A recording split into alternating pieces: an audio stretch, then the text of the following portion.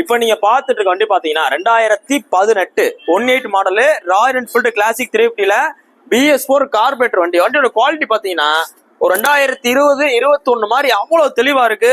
ஒரு ஸ்போக்ஸ் கம்பியில ஒரு ரஸ்ட் கூட கிடையாது. வண்டி எல்லா குவாலிட்டியா இருக்கு. 47 நம்பரு.